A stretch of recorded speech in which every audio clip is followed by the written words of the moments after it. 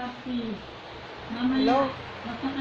Magandang tanghali po. After lunch na. Okay, ano na eh. 1:30 na ngayon. Sa ngayon po, biglaan po ako nakapag-live kasi yung pong kinukwento ko sa inyong bata dati na si Bibe. Bisita ko po siya ngayon. Ayan o, pumunta po siya dito para tuturuan ko po siya kasing sumulat. Habang wala pa po yung paraan para siya maiparehistro, tuturuan ko na po siyang sumulat kahit papano. So, samahan nyo ako ha. Ayan, sa ngayon po kumakain pa muna siya. Ayan o. Hello, Bibe. Ayan. Parang against the light tayo. Wait, hahanap po ako ng magandang angulo.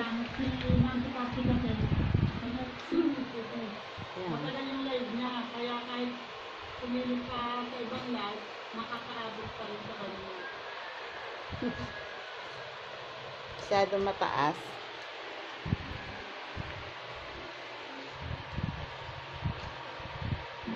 Pasensya na po ha. Biglaan po ito eh. Kasi sabi ko sa kanya, dito siya magtanghalian. Kanina nung pumunta ako sa Kubo.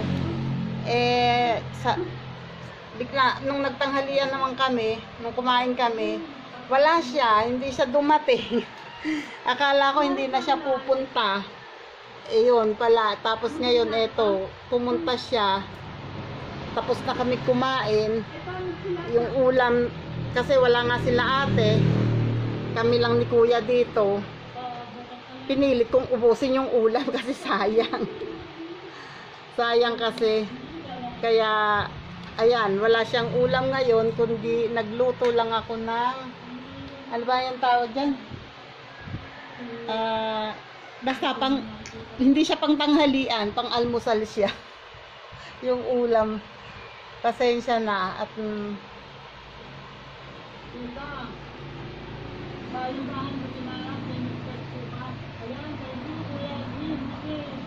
yan. Okay na, diyan na. Kasi gagawa ko siya ng tutularan niya. Ito, kukuha lang muna kita na inumin. Maya po, mag-elit ako. Sabi ni Redo Official, anong oras ko ni Redo Official? Kunin mo na yan. Ayun, dali mo pala yung mag-habit mo.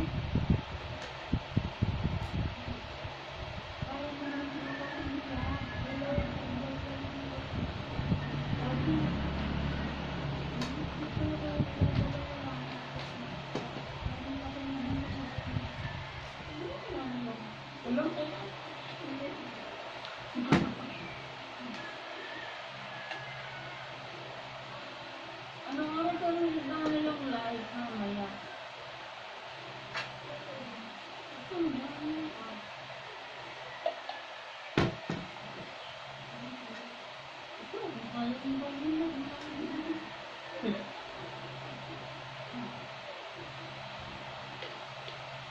Bago po mag-12.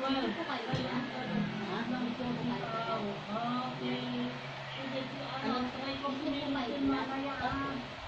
Ay, ano yan, sa gabi magla-live ako. Tapos, ngayon, ayan, nag-vlog. Minsan doon, sa bukid. Diba, minsan, kasama na bakit? Hindi ba, no, si ate, Ate Bambam, ano? Kasi wala sa Ate Bambam na yun eh. Bakit ba kasi hindi, ano, sinama ni Lola yung doon? Ano po yan? Nagkasal na niya.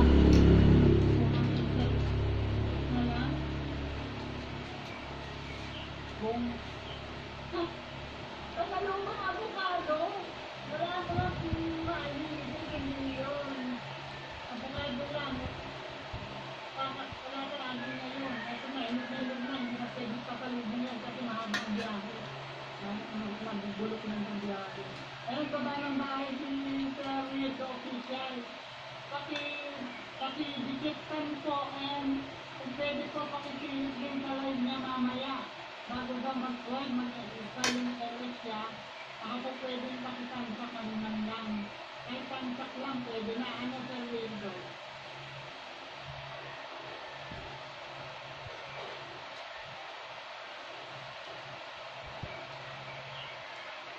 Basta, bisisilip natin kita. Pero kung hindi naman kaya, at least kuya, malapit na konti na lang. Kung basta malapit na yun. Sa akin. Malapit na yan. Nagawa na kita ng kakayanin ko para pagkakain mo. Kaya nila na dapat Tuturuan kita sumulat, pero ako hindi maganda sumulat.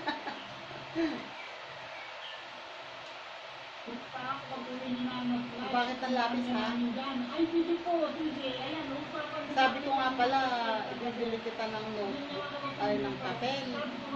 Nakakalimutan ko kasi hindi ka lagi pumupunta dito. Wala kami, hindi ang bahay namin hindi pa ako, ang i-expect na lang, talagang may isang kayo dito. Kailan ba ang bakasyon niya? Dagat vlog. Natatawa ako sa sarili ko, nagsusulat ako ang pangit pa. Sabi ni ID1T. Yan. Bakit yung last na punta ko doon ay tinanong kita sa mga bata? Yung nag-give sa amin dati, yung mga anak ni Kuya Louie. Gagatas ka daw ng Ang damo? Doon sa baba, sa kalamidad. Gagatas ka nga ng damo? Talaga? Binayaran ka. Magkano? 100? Gano'ng karami yung inano mo? Ikaw lang mag-isa. Tapos ang init-init. Saan ka naggapas ng damo doon? Ha? Sa loob. Pagka galing sa may gate nila. Tapos nag-ano ka hanggang doon sa loob. Grabe. Ginano mo talaga ng itak? Oh, kaya mo yun?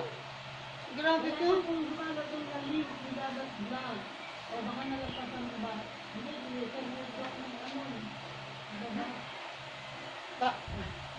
Baka lalong hindi ka matuto dahil dito sa sulat kong ito eh. Ganda eh. December po. Yan. Tama po, December.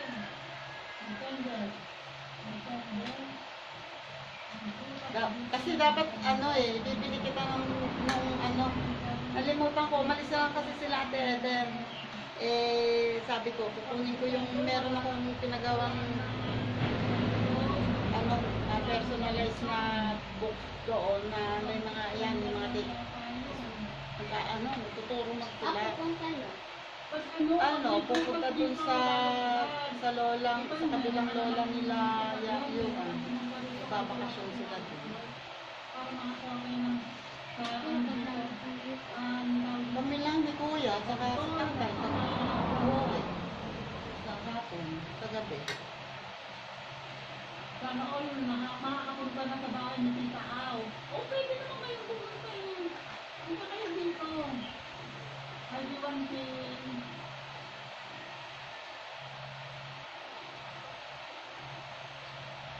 Pasaway kayong dalawa, Tita Au, Kuya Edwin, nilako na ako. Ano yung maras yan? Kaya kaming sinasabi.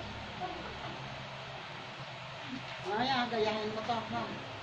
Para masanay ka natuto. Para kahit habang wala ka pang pangalan. Ang hirap kasi, si Papa mo hindi umuuwi. Hindi ko alam ngayon kung kung may record ka sa center o kung saan ka may record. Yun kasi dapat ang pagpapasayahan natin kasi. Para mapatuto ka na. Kasi ang pasukan ay July ba? Ay, hindi na, basta. Total ang dami. July or August, ang pasukan ulit, ang susunod na ano. Dapat maka-enroll ka na nun. Para makapag-kinder ka. Sa kinder kasi, tuturuan kang sumulat ng mga ganito, saka yung pangalan mo, sa mga colors. May alam ka sa color, eto, alam mo kung anong color to. Hindi. Ito color pink ito yung laman, color pink. Ito, color yellow. Ito, color green. Yan, dapat yung mga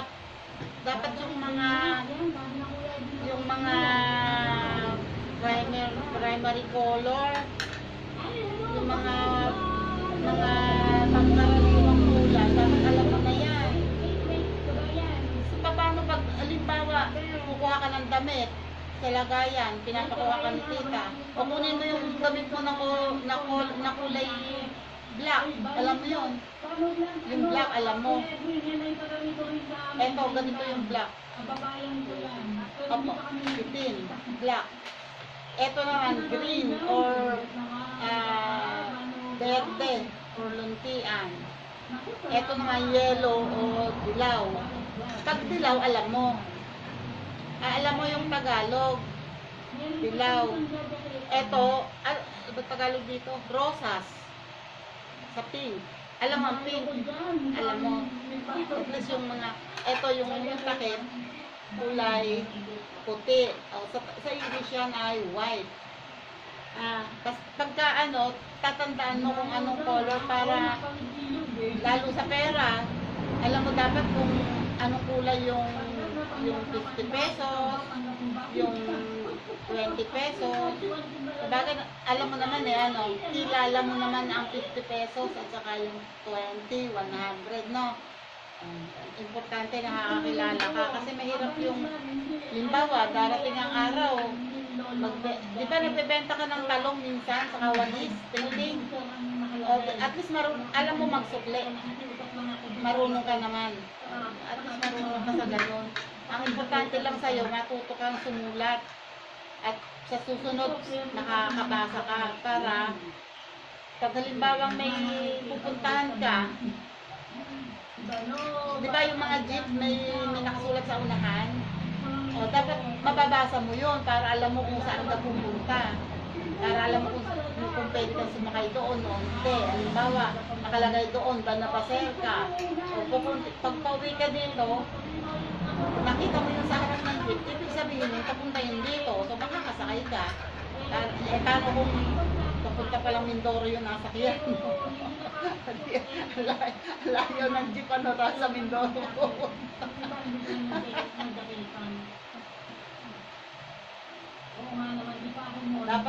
Dapat pag yung mga basic na gano'n, dapat matutunan mo na para importante yung kahit pa paano makakasulat ka.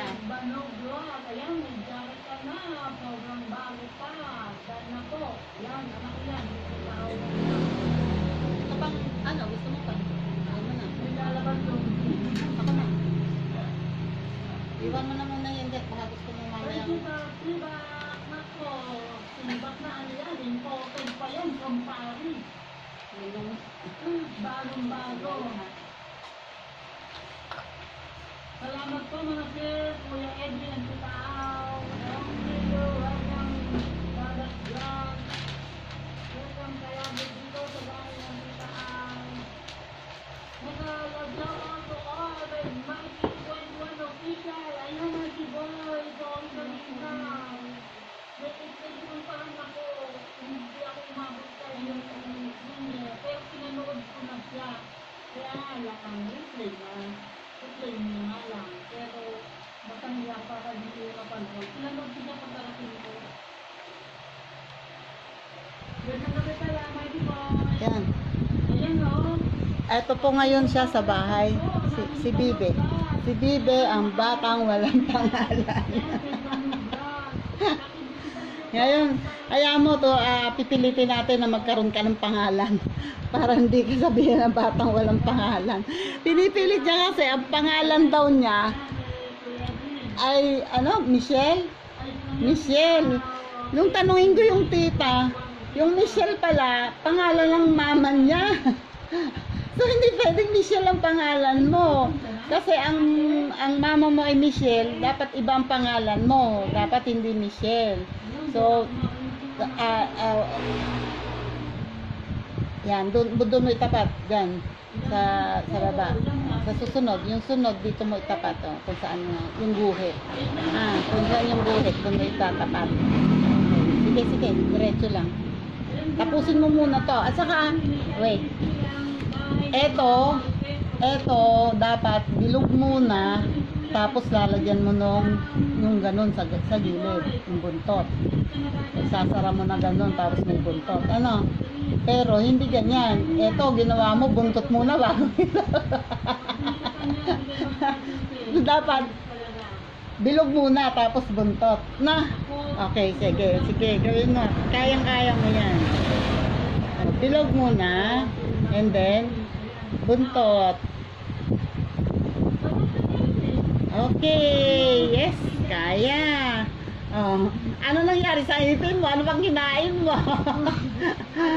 Kumain ka ng chewing gum, ng bubble gum. Kumukulay sa ipin. Sige, gawin mo to hanggang dito sa dulo. Ulit-ulitin mo lang yan hanggang dyan sa dulo. Haba, ang haba. Hanggang dito lang. Yan, hanggang dyan lang. Oops, ang haba. Ang haba. Sige, dito naman, wala. Yan, yung bilog muna, and then, buntot. Baba mo. Yan, galing. Sumobra lang ng laki to, ha. Ayan, hanggang dyan lang sa guhit. Bantayan mo yung guhit, ha. Hanggang dyan lang sa guhit. Yan. Okay. Yan. Tapos, yung maliit. Ito. Okay. May buntot. Yan. Yes. Ang galing. Sunod naman ulit. Sige, ganyan pa. Para masanay kang gumawa. Letter A yan. Letter A. Yan. Okay. Bilog. And then, buntot. Yes. Galing. Ito pa. Dito pa.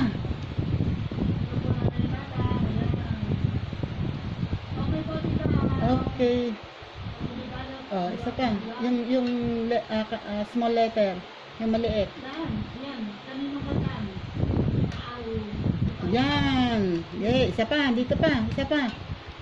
Ayan gumaganda ka ng sumulat eh. Tandaan mo lang yan ha. Letter A yan.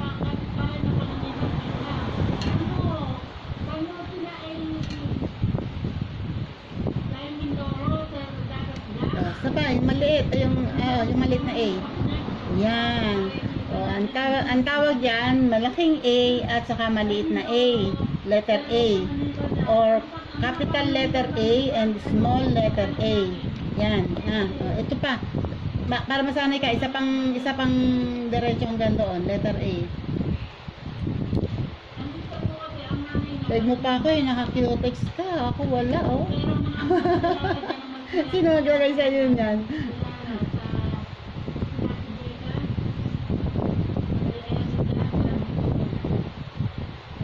Letter A, yes. Ayan ang galing mo na eh. Sige, diretso pa.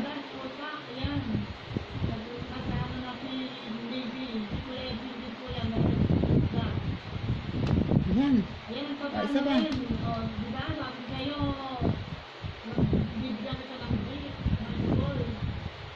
Diba? Galing na eh. Galing ka na sumulat eh. Ayan, dito pa. Sige pa.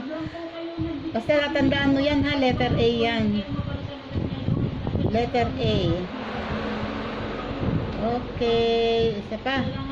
Ay, dalawa pa pala. Mabilis ka lang gumawa eh.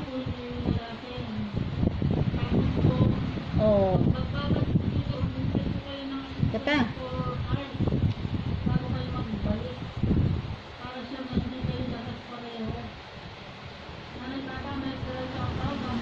Yun. Ang galing, di ba? letter A talaga yan. Oh. Capital letter A and small letter A. Oh. Lagi nating papracticein yan ha, hanggang masanay ka ha. Hanggang letter Z.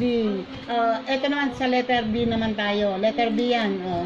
Isang wait. Dito ang umpisa, oh, tapat mo dito. Yan, tapat mo dyan. Dito ang umpisa, tapos doon ang tapos. Parang, kasi kapantay niya yun sa guhit. Dito. Ito yung guhit na to.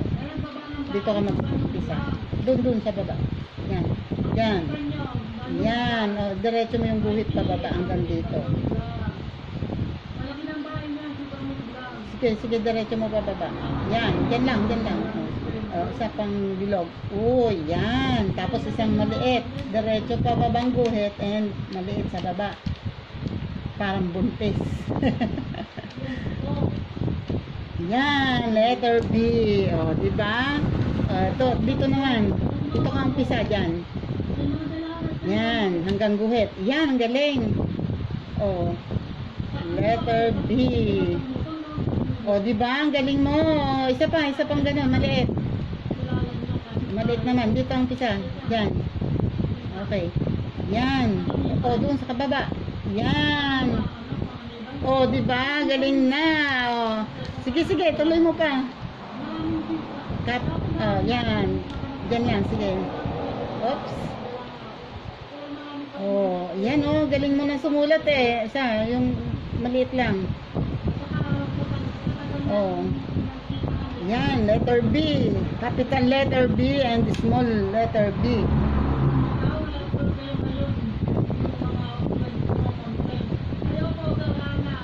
Yan. O, ang bilis mo na eh. Makatapos ka na agad ng isang line, no?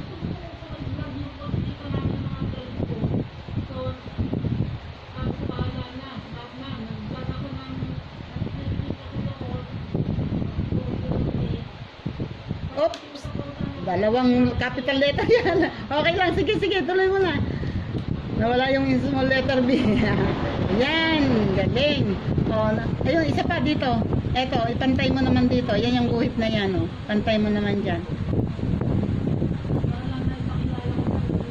Yan. Oops. O, galing mo na sumulat eh. Letter B. Tatandaan mo yan ha. Ito A. Ito letter B.